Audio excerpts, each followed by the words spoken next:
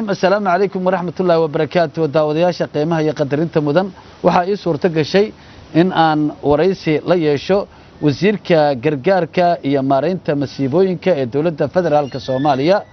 Marwo Khadiija Diiriye waa taqaanaan waa 20 sano ugu dambeeyay waxa ay ahayd xildhibaan marna waxay ahayd wasiir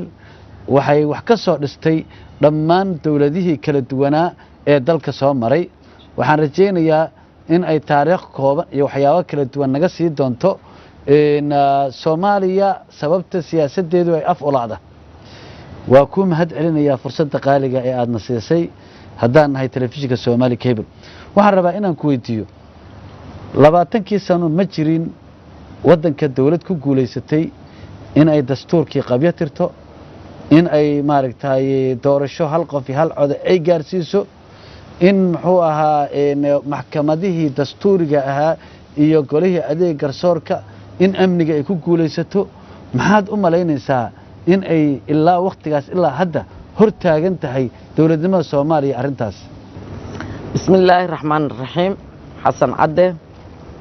iyo telefishinka Somali Cable cameramanada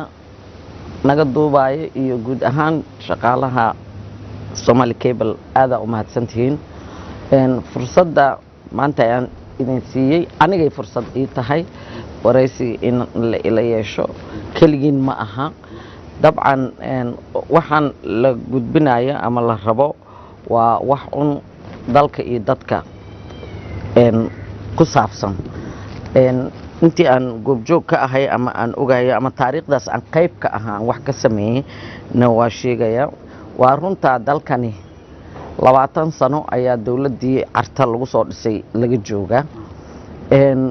dadku wixii shalay ahaa ma xasuustaan horaan meelaha qaar kood uga sheegay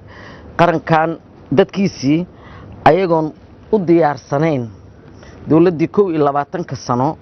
ayaa waxa la iskaga dumiyay caadifad iyo laab la kac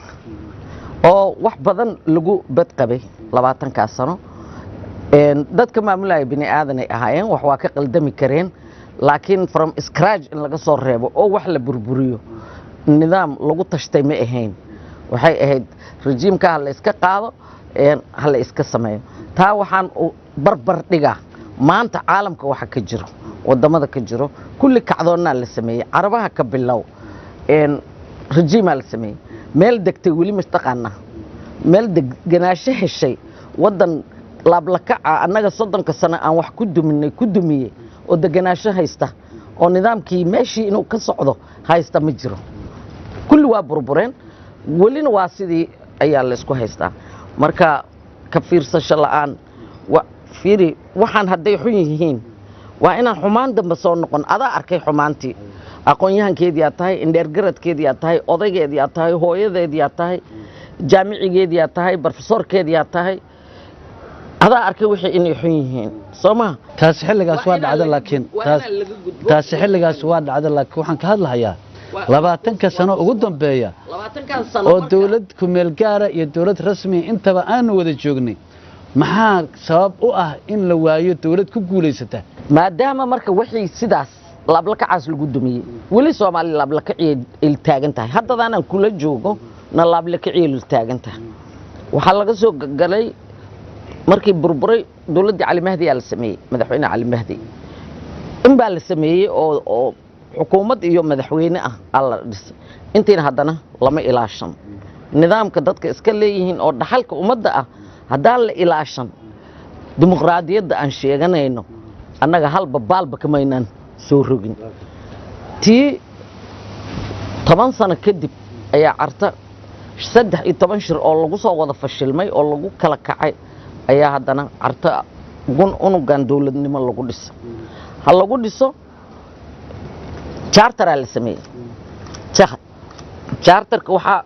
dul socday lifaaqyo waxa aan la soo qaadin xasano oo dalkan ku hagaagi laayahay oo dadkiisa ishilmaansiinayaan waa lifaaqyo 12 qodob oo ay ka mid tahay maqaamka Muqdisho waa ku qorneed haddana ay ka mid tahay dhaqaalihii sidii loo horumarin lahaa lifaaqyadii ku jira lifaaqyadii iyo waxa dawladda laga rabo oo priority-ga ahaa dawladda 3 sano ah wixii laga rabay lifaaqeeda aan la socday lama soo qaadin baalban laga soo rogin arta markii la tagay ay dhamaatay imbigati charterkii federal ayaa noqday charter ku meel gaar oo hay dawladda ku meel gaar ahayd tanna waxay ahayd dawlad federal ku meel gaar ah TFG iyadana waxaa la socday 8 qodob ilaa 6 qodob oo ahaa waxyaabaha la rabo inay dawladdan hirgeliso dawladuhu waxay hirgeliyaan oo hal ah ama 2 ama 3 ah oo soo qaatay ma jirin marka dhibaatadu waxay ka imaanaysaa waan ognahay waxa dhan soo baxay laakiin madaxweyne kasta oo la doorto ra'iisul wasaare kasta oo madaxweynuhu magacaabo marna ma isku mashquulinaynin inay 4taas qodob oo tiirarka u ah dalka Soomaaliya in ay soo qaataan adiguna xildhibaanadii intaas jooga ayaad ka mid ahayd maxaa diidayay way su'aasheed taasaa la isku haystay taasaa marar badan xukuumadaha lagu qabsan jiray taasaa baarlamaanka lagu keenayay taasaa su'aalo la iska weydiin jiray haddana Soomaali waa waxyaabahan maanta xasan haddaan qabto waxaan noqonaysaa nin reer hebel Soomaah ninkeena la rabaa dadka Soomaaliyeedna sidaasay ay u dhiirigelinayeen inaan wax saxmin dhibaatadana kulligeenay nagu wada dhacaysay ma fahamtay wasiirka qol u yeelanayo wasiir Soomaaliyeed waa Soomaaliyu u yahay beel hal lagu yimaado 4.5 hal lagu yimaado qabiilka in la isku garto oo nidaam awood qaybsi qabiil wax lagu qaybsado waa la go'aansaday laakiin ku dhaqan qabyaaladeed nidaamka dawliga ah oo isku dhex jira ma noqon karo marka danta gaarka ayaa ka xoog badan danta guud dadka Soomaaliyeedana jecel waayo waxaad ogaanaysaa Khadiija Maxamed Diriyol wasaaradda dhadhan lama geynin meel dhadhan lama joogtid macnaheedu waa dad u wada samaysan dhac iyo boob iyo inaan meel wax ka dafaa ay u samaysanta qofkii maanta joog waxa lagu leeyahay muxuu ka tacbaday maxay ka tacbatay macnaheedu maxay tahay muxuu dal u qabtay maxay dalka u qabatay su'aal ama waayahay marka hadii adigu aad 20 sano xildhibaan soo ahayd intaas oo guul daraana aad joogtay in aad wali sii raadisay xildhibaan soo ceeb kuma ah iguma aha oo waxaan rabaa inaan waxaas sheego aan ogahay inaan sheegaan rabaa yaad u sheegaysaa waxaan u sheegaa dadkaygaan u sheegaa ilaahu ka marqaati noqon leeyahay mas'uuliyadda u saaran aan u sheegaa itaalkayga wixii anigu waan ka qabanaya kitaab oo adhaar ah uma marin aniga inaan gudoomiye ku qanciyo ama ra'iisul wasaare ku qanciyo ama madaxweyne ku qanciyo sida danta dadka ku jirto intaan yaa sheegay haddaan anigu ka baxo intaan lama sheegay wali waxba qarinaysaan u maleynaya marka rajaan waxaan ka leeyahay rajada ilaahay lagama quusto rajadan waxaan ka leeyahay inta aniga aan sheegay lama sheegay Soomaha fiiri bini aadanka ilaahay aydiis miyaan difareena soo dad islaan manihi dadka xun madaxuna ilaahay ku salida haddaan xildhibaan xun imaado shacabka xun dhiirigelinaya waxyaabahaas oo aan ka fiirinaynin dan guud waayahay haddii marka adigu baarlamaano badan aad u soo joogtay baarlamaankuna uu ahaa waxa wax saxayay adigiina aad aragtay inaad baarlamaankay arrimahaas lagu guul dareystay ya dadka Soomaaliyeed wali ma la arkay adigoo dhahaya dawladda Soomaaliya waxaana ka qaldan oo meediyaha la soo galiyana wali ma dhacday haddaad dib u raacdo waraysiyaashayda doodahayga aniga marana wax sheegin ma laha haddana waan sheegayaa hadda kula fadhiyana waan sheegayaa hadda laakiin waxaan rabaa wali ma aanan helin points ah war wax sababtaas marka laga reebo waxyaabo yar ciddaas ayaa sababta keenaysa dawlad walba oo timaada ama madaxweyne ama ra'iisul wasaare ama cid ayaa eedda iskale wali eeddii meel imaada saar waan saaray horena waan soo saaray waan ka qaybaan ahaa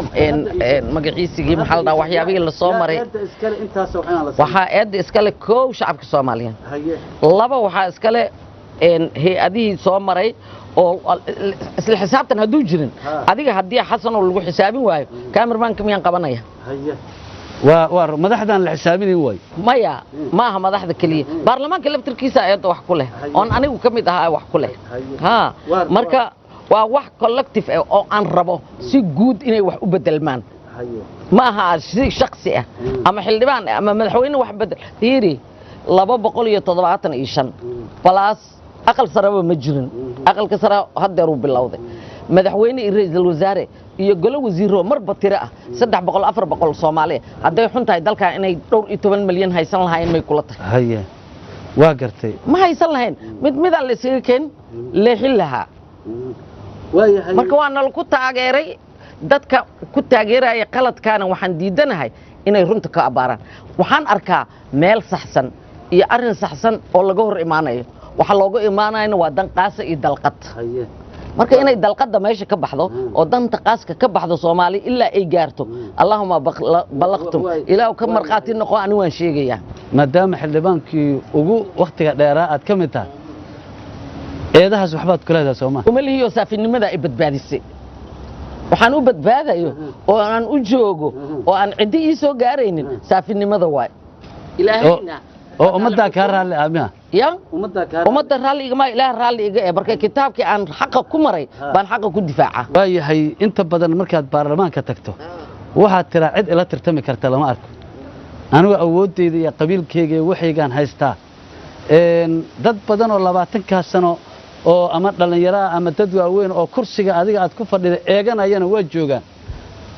maxay ku dhacday marka inaad sidaa tiraahdo oo aad awoodda sheegato malaha reerkaygadan aqoonin fiiri reerkaaga inta ku tartamaysa kursiga waa la yaqaanaa meeqa ku jirta reexaaji saddexda halkiiba meeqa haysta aniga hadii la soo helo kursiga iyo xar qadiijo qof raadinaysa siyaasaddu waa ka fariisana horaan u sheegay saxan dahaba Soomaali qofay ku siisay ma jirto aniga waxa la ogaan lahaa waxa aan sheegay inay run tahay markii kuraas aan la tartamin dalkan yeesho reerkaygu way soo hormariyeen muqaddimaan ahay shalay cartama tigin anigu codkay waa maqlayaan adduunka meel ka mid ay gaari doonaan way joogaan waa la iqasbay inaan carto tago on siyaasad u matalo reerkayga igu qasbay waligay qof siyaasad doonata mi haddana inaad wali xildhibaan inaan joogana ayaga dhahaya ha banaynin haddana ayaa ku dhahay ayaga dhahaya banayn waxa marka ay rabaan aniga Soomaali na meel ugama socdo gurigaasaan ku noolahay guriga aan deganahay General Maxamed Abshir Muuse iskala kiraan ku deganahay maxal dhaha baacweyne iyo lamiyeer mid ka samaysan malihi dhaxalkaygu waa guriga hooyaday aabahay cariishkii aniga aan ku dhasho kuna ilmo dhalay oo joohar ku yaalay baan aadaya geedkaas hoostiisa aan u socdaa inta aan ku jirana si xayaan ugu jiraa kama shaqeeyo haddana ogow dantooda kama shaqeeyo reerkayga dan guud waxaan ahayn kama shaqeeyo aad baan kugu mahad celinayaa kira haddaad soo qaaday maalmo dhaweeda waxaan ka arkayay warbaahinta dad ku haysta oo dhahaya intaasoo bilood kira nama siinin wiilka Maxamed Abshir Haaman inuu ka mid ahayaan u malaynaya mana ka maqlan adoo ka jawaabaya ama meel uga jawaabay maxay ahayd taas dabcan hadda waxaan u soo galiyay jay dalkan hooy kuma leeyaan ka waday su'aal kama dhax 20 sano anigu kuma shaqeysan waan ku shaqeeyay dadkaygan ugu shaqeeyay si guudan ummadda Soomaaliyeed ugu shaqeeyay ee dan gaar kama samaysan guriga soo qaaday aad ugu faraxsanahay xamar aniga waxaan imid markaan suuqan gaaray gurigii eedaday Faadimo Umar Xaashiyaan ku noolaa markaan anigu suuqan gaaray oo joohar ka imid hooyaday aabahay ka soo tagay markaas ka bacdi anigu aan ilmo dhalay ama burbur dhacay oo dalka kala tagay oo aan xamar u soo wareegay shaqooyinkan badan intaan ku jiray iyo ka hor burburkii markuu dhacay ganacsi aan reerkayga iyo waxayga ku maareeyo iyo carruurtayda iyo waalidkay iyo walaalaheen ku jiray iyo markii aan 20 sano siyaasadda soo galay inta guriyoon deganahay inta xaafadoon deganahay waa la wada og yahay guri aan leeyahay kuma lihi gurigan waxaa iskala General Maxamed Abshir Muuse kiraan ku deganahay kiradana wakiilo sanad baan u bixiyaa bilo uma bixiyo sanad laan u bixiyaa gurigan ma aha kaliya iyo gurigan kale oo igu degan oo uu degan yahay gudoomiye ku xigeenka labaad ee golaha shacabka Mahad Cabdalla Cawad ana generaalka uga wakiil ah waa dhintay hadda way iga hooseeyaan qoraalkii uu sameeyay dokumentiga yaala isaga ay gudoomiye Mahad laba bahow ka tagay bah faadumo iyo bah maryan generaalka midkoodna ma siiyo lacagta kirada ma had cawad anaa qaada anigaana gaarsiiye jidkii maadaama uu hadda dhintay ma qaybin karo dhaxal anigu ma lihi hadday caqli cid iyo gacal iyo sokeeye ay qabaan dhaxalka markay soo qaybsadaan ciddii dhaxalkeeda aadaan kiradii ka sii qaad sanad baan u bixiyaa sanadka waa bixin Abdalla Awadna waxaan uga qaadaa sanad qoraalkeedaan hayaa jidkan marsiyaan hayaa haddaan xawaalad ku dirayna xawaaladaan hayaa haddaan bixiyeyna sababtii aan u bixiyaan hayaa markii hore guriga waxaa iga kireystay xaaskiisa bah faadumo iyo oo joogtay halkan baa iga kireysatay aniga waxay iiga kireysatay guriga inay iyada leedahay ma wiilkeeda la joogay waxay iiga kireysatay inay tahay wakiilka milkiilaha maxamed abshir Minneapolis aan tagay Allah naxariisto wuu noolaa carruurtiisii qaar kamida waan la kulmay waxaan ku iri guriga adaa deganaa loo soo sheegay ayagoo raadinayay hoteelkii meelahan degay shaqooyinkii shirarkii iyo caafimaadna waa u tagay meeshii aan iyo casuumado Soomaalida ii sameeynaysay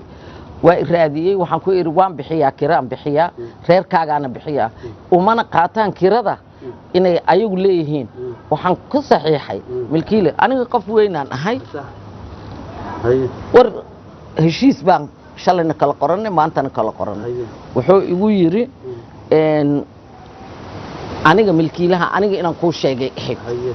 asagoo nool xaq buu u leeyahay wakiilkayga aniga ku sheego ayay ahayd halkan aan imid waan u sheegay waxaan ku iri odagii saas uu yiri sanadkaasna waa bixiyay markaa lacagtiisa marka waxaan ku iri mid marqaati leh cidaada ogaada odagii saasuu soo dhahay gudoomiyahana dejin rabaa baan ku iri wuxuu yiri aniga gabadhaydii tahay qof mas'uulaha tahay waxaan rabaa adiga wakiil ii noqo gurigayga adiga wakiil iiga noqo waxayga adreeskan warqadan emailkan telefoonkan aniga leh waxayga meeshaan soo marsiinaysa reerkayga cidda wakiil carruurtayda ka noqonaysa cidda aan anigu ku sheega ha noqoto boorsaan haystaa maalinta la isu yimaado mahad laba guri aan isla degannahay laba qof aan bixinayna lacag mahad anigu ii dhiibaa lacagta anaana marsiiyo jidkii laakiin dhaxal ma qaybino annaga ha soo dhaxaltameen dhaxalka isku haystaan anigu ma qaybinayo aniga jidkii aan maraa dokumenti aan haystaa weligayna ma xooginoo horaan gurigaan guryo aan ahayn xamar uga adigoo aad u mahadsan maadaama dhaxala soo qaybsan aad leedahay yaad siisaa ijaarka marka qoraalkii uu sheegay marxuumka baan ku wadaa weli bas waayo waa maasanta inta dhimashadiisa kadib inta ay ka soo hagaagayso inaan meesha ku wadaan ila doorbinaatay saasay tahayna waxaan qabaa aniga laftirkayga waxaan rabay legal opinion dhinacaas ka fiiriyay talin sharci abukaatana waan leeyahay ogow warqadana waan haystaa ogow sanad kastana wixii aan bixiyo haddaan gudoomiye ma had ka soo qaaday iyo hadday tayda tahay meesha ay tagaysana way qoran tahay ogow waa maasan tahay waxaan rabaa doorashadani ma u malaynaysaa hadda la sugayo inay ka dhib badan tahay doorashooyinkii hore ma ka dhib badna kama dhib badna wayna ka sahlan tahay qabaani sababta oo ah waan sheegayaa waxay uga sahlan tahay tan dawladihii la soo maray kulligood sharci doorasho ayagoon samaysmin ayaa waqtigii ka dhammaanay dawladda madaxweyne maxamed cabdullaahi farmaajo sharcigii doorashaday samaysay baarlamaankaa la geliyey wadatashiyaa la geliyey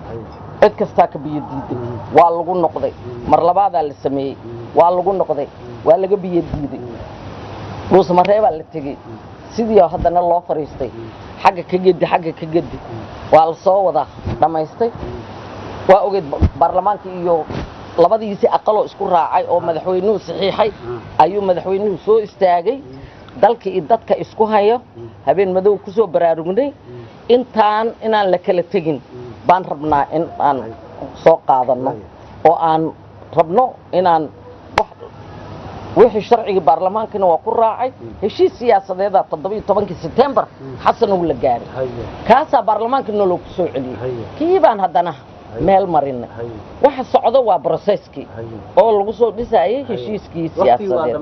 oo gudiyada waqtiga dhamaanayo waa kii haye waa waqtigii la rabay in madaxweynaha la doorto madaxweynaha horta xildhibaan la door system president populare oo shacab dooranayo malyin Soomaali systemkeeda waa system parliamentary madaxweynaha baarlamaanka dooranayo kii oo qadiijo ku jirtay oo tobnaad ah waa maya madaxweynaha waxa la rajaynaa baarlamaanka iyo tobnaad inuu doorto Soomaa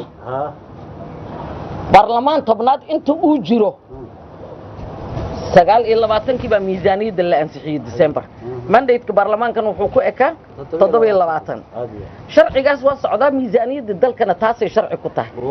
koodii bisha way fadhiyeen gudiyada sharciyaad ku fadhidaa hadda anigu sharci baan ku fadhiyaa ka mid lamida ilaa u yimaadana madaxweynuhu wuu fadhinayaa waayahay yaa eedda iskale in dib u dhaca in doorashadii taa u soo jiidanto dib u dhacdo yaa eeddeeda iskale igama dhagayaridu waa ogtahay laakiin afkayga hadaa ka rabto heshiiskii dadkii gaaray ha soo dhameystiraan wixii ka dhinaa yaa gaaray heshiiska waxa gaaray dawlad goboleedyada iyo dawladda marka ayaga eedda iskale eedda cidaasa qaadanaysa fiiri daraad saddexda dawlad goboleed oo gudoomiye gobolka Banaadir la jiro iyo ra'iisul wasaarihi waxa lagu dhawaaqay in la hirgelinayo doorashada bilaabanaysa doorashada hadday bilaabato way socotaa doorashada saddexdii dawlad goboleed iyo kuraas xamarta la jirto aqalka sare ugu soo horeeya maanta cirkaasi aniga adiga dabool miyaa naga saaran taasaan ogahay in doorashadii aqalka sare ay bilaabanayso golaha shacabkana uu ku socdo intaan la gaarin 8 February of course haddii la gaaro xitaa awoodda aniga isiisay inaan Khadiija Maxamed Diiriye xildhibaan ahay oo shuruuc gudbiyo oo madaxweyne gudoomiye Maxamed Mursal inuu heritage garowe Janaayo 2021 oo lagu qaabilo oo ku lagu bartay sooro oo uga hadlo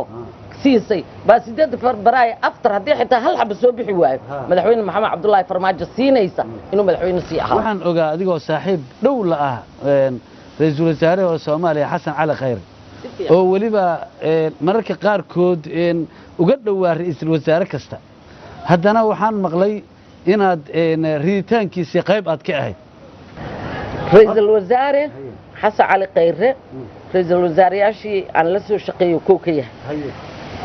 laakiin ra'iisul wasaaraha aad uga dhaweyd anigu ma garanayo dhawaasho waxaan u aqaanaa shaqo haddii dhawaasho siyaasadeed oo kamarin la igu diraayo ra'iisul wasaare Cabdiweli Sheekh Axmed Maxamed baan shantii qofood oo banaanka u istaagtay oo wasiiradii ka tirsanaa ay isdhaheen waa is casilnay aanan ka mid ahayn haddii dhawaasho la tilmaamayo golii wasiiradaaba kala baxay kaasaa la igu tilmaami lahaa dhawaansho marka madaxdaydii hore ka mid yahay aan la soo shaqeeyo ka mid yahay igmaday xukuumadahooda inaan ka mid noqdo ra'iisul wasaare aan maanta ku dhawaayna Maxamed Xuseen Roobla ka jirto kiisa uga qayb qaadat baarlamaanka riday miyaa waxaad rabtaa hadda inaan ku dhaho lama ridin maya adiga laakiin waagi hore waa adiga la shaqeynayay maxaad ku aragtay golaha wasiirada 70 waay meeqa ka difaacday xukuumadda meeqa xukuumadda difaacday wax badan ee difaaci jiray laakiin meeqa ka difaacday baa ku yiri maalintii la riday inja ka soo marka taasaad ku ogaanaysaa kalsoonida waxay ka bilaabataa golaha laakiin adiga ima sheegi kartid sababtaad u ogolaatay in la kalsoonida golaha marka aad dhumiso kalsoonida baarlamaankana waad dhumisay Soomaaliya waayahay aad baad u mahadsan tahay kullay hadda maadaama doorashadii xilligeedii weli aan go'aan rasmi ah la gaarin macnaha international community-guna ay doonayaan xilligan sida muuqata in ay mar labaad la isu yimaado la isu keeno isu keenayaan macnaha maamul goboleedyada iyo dawladda inay isu yimaado waayahay xal ka dhow in la isu yimaado yaa isu imaanayo jidka la raadinayo fiiri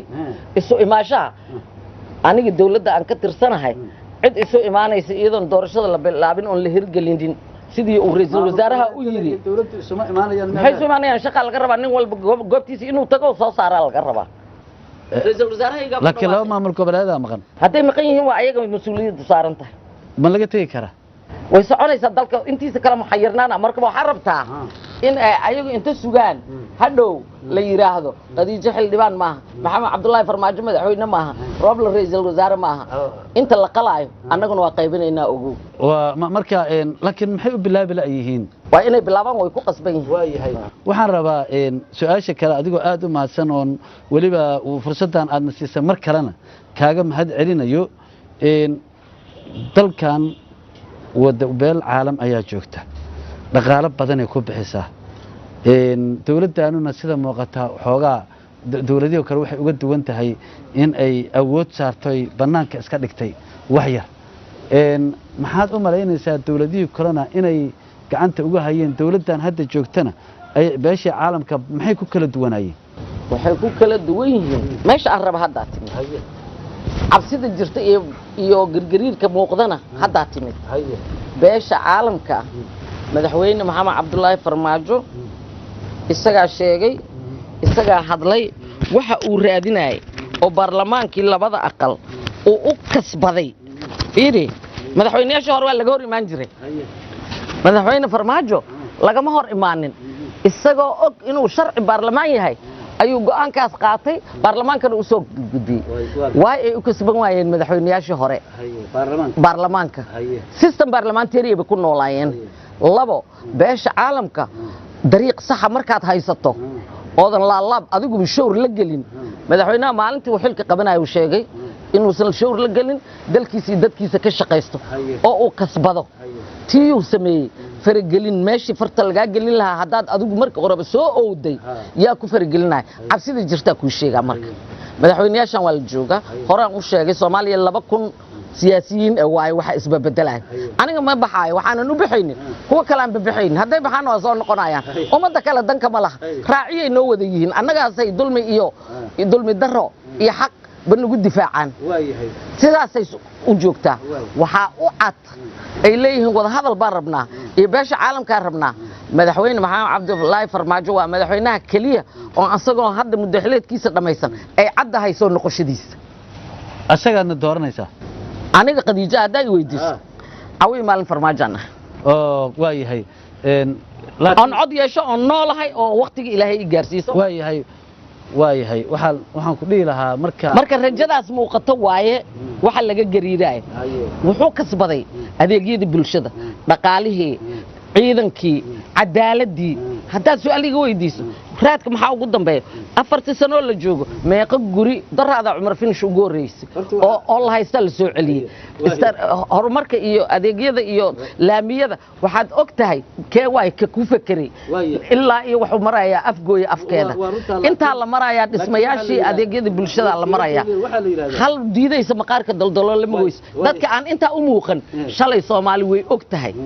intii shalay u istaagtayna shacab iyo dawlad maanta way joogaan waxba kama bedeli karaan horumarka ciidanka mushaar la qaataa maxaa loo sameyn waay dawladihii hore madaxdoodii waxa qaar ku antacoodaan dhaqaalaha waqtigeena la soo bilaabay waqtigaaga marka la soo bilaabay maxaa laga faa'iiday ciidan mushaar ma qaadanayn oo shaqaale mushaar ma qaadanayn oo hay'adii dawladda madax mas'uuliyiintoodii mushaar ma qaadanayn wixii aad shalay bedeshay maxalka waa laga talaab dheeraaday waa laga ogolaaday dadkuna intaas ay og yihiin adigoo mahadsan waxa la yiraahdaa wasiirada Khadiija horta kursigeeda waa difaac taqaanaha la yiraahdo kursigayga maaha kursigayga aniga waa reerkayga ba hadaysan soo tartamin qofna kursigayga magan looga ma aha kursiga wasiirnimada kursiga waa difaac taqaana madaxweynihii yimaada iyo ra'iisul wasaarihi yimaada ayay ku meel tahay la yiraahdaa madaxweyne farmaajo sanadkii u doorashada rabay dad bad daba socdo garab taagnaa mana noqonin wasiir kama noqonin aniguna hal mar anoo gudoomiye ku xigan u tartamaya oo habeenkaas cod u doontay hotel Jazeera baan is aragnay markaasaan meesha ku arkay asagana campaign buu ku jiray maaho habeenkaasaan is aragnay hal sano oo Nairobi joogay dada la kulmi jiro saaxiibana han aqaana dada maalin kasta dhigi jiray madaxweynaha farmaajo noqonay madaxweyne farmaajo waaba madaxweynaha kaliya aan xaq in lagu taageero mudan sababtoo ah kii shalay doortay ee kan dooran inuu madaxweyne u yahay ninka ogaa waay anoo saf hore ahayn baan 2 jeer xukuumadda dawladdiisa aan wasiir ka ahay maxaan difaacdaa baan shalan soo difaaci lahaa doorashadiisa laakiin maanta difaacaya waa aad baad u mahadsan tahay kolleyba musharaxiin badan iyo ayaa tartamaya oo macnaha rag badan oo taqaano iyo rag badan oo alla soo shaqaysay iyo dad badan ay ku jiraan marka cidda rabtana waa aad dooran kartaa laakiin ma la dhihi karaa yaa dadkii kale hore u soo shaqeeyay laftirkoodu way mudan yihiin in la doorto hadda ka hor baan waxaan iri erey qabyo ninkeeda dhamaystira la yiri ma aragtay waxa waa mahmaah Soomaaliyeed laakiin copyright-ka madaxweyne Xasan Sheekh anaa ka leh waxaan uga leeyahay isagana uu ogyahay meelana uu ka sheegay xildhibaano badan joogaan waagii xilligii Sheekh Shariif baan waxaan iri guddiga waxaan ku jiray oo doorashada guddoonka iyo guddigii madaxweynaha doorashada labadaba qasnaji baan ka ahaa lacagaan aruurinayay maalintii ugu dambeysay oo aan lacagtii ugu dambeysay madaxweynayaasha soo xareeyay oo xisaab xirka soo gudbiyay baan gudoomiye Jawaari oo hadda joogo iyo gudoomiye Mahad Cawado la joogo u keenay xisaab xirkii lacagtii guddoonka iyo tii hadda aan xareynay oo musharaxiinta madaxweynaha markaan ka baxayna waxaan u sheegay inaan iscasilayo ha iscasilna la dhamaystir waxaan ku yiri dhaxdhaxaad ma ahaan kari Sheekh Shariif Sheekh Ahmed hadda wuu joogaa tartamayaashu ka mid yahay waxaan ku yiri ima ogeyn ima dirsan ima raadsan anaa u fikiray dalka iyo dadka oo iri waxay ku haboon tahay qabyo ninkeeda aad dhamaystira shir jaraa'idan qabtay guddiga inaan iska casilayaan sheegay waxaan sheegay 25 inay mudan yihiin qaanuuniyan inay wax doortaan lana doorto laakiin qofka ugu mudan danta dalka iyo dadka iyo diinta aan ku dhaartay darteed baan waxaan u leeyahay 25 sharaxan ogow Maxamed Cabdullaahi Farmaajo maanta madaxweyne markaa uu ku jiray Xasan Sheekh madaxweyne noqdayna uu ku jiray waxaan eri waxa iska leh qabyo ninkeeda dhamaystira maalinta xasan nama ogol xasan aad ula jeed Sheekh Shariif aan ula jeeday 2002 alifkii baan ku sheegay marka xasan Sheekh ma ogoleen eragayga madaxweyne Farmaajo tartamayna eragayga ma ogoleen laakiin ani waxaan u turaayay dalkii dadka Sheekh Shariifna waxba iguma darsan oo idaacaduhu iga maqlay xasan Sheekh markuu soo qaadanayna sidaas uu ogaa maalintaas isaga qabyo ninkeeda dhamaystiruu rabay aniga la xajacla iga haysa aan xildhibaan ay ka haysan lahayn dalkan waayo meelan ka aada male kanaan ku noolahay awlaadaydu ku nooshahay waalidkay shalay ku noolaa Allah u naxariisto walaalahey ku noolyihiin 90 kiiloomitir qadiijo u dhaxaysa Jowhar iyo Xamar deganaashaan rabaa nabadgelyaan rabaa umana dhaaran sida hebel iyo heblaayo iyo reer fulaan dantooda ku jirto uma dhaaran waxaan u dhaartay magaca Ilaahay qof islaan oo diin lahaan ahay maantana intii ka badan inuu qabto ana marqaati furaay waaya aad baad u maasan tahay insha Allah ta'ala waa soo gabagabeynayna waad hubtaa inaad xildhibaanimada ku soo laabanayso Soomaa hadaan noolahay oo nafta qabo insha Allah oo caafimaad qabo aad baan ku salaamayaa Khadiija Maxamed Tiriye wasiirka gargaarka iyo maareynta masiibooyinka oo dawladda federaalka Soomaaliya oo runtii aan aad ugu faraxsanahay inaan markii koowaad intii aan wariye ahaa inaan la fariisto isla markaana aan su'aalo weydiiyo iyo sida ay iga aqbashay oo aan mar kale ugu mahad celinayo farsamo yaqaanada waxaan u mahad celinayaa Cabdiraxiin Caylaawe iyo Cabdiraxiin rabaan ku weydiinahay tiri xitaabo waan ka aqbalay aad ma sadaay Cabdiraxmaan Cumar Cabdulle iyo farsamo yaqaanada kale ee London jooga dhamaanteen isku duuban aniga iyo wasiirku waxaan leenahay sida iyo nabadgelyo wa salaamu calaykum wa rahmatullahi wa barakatuh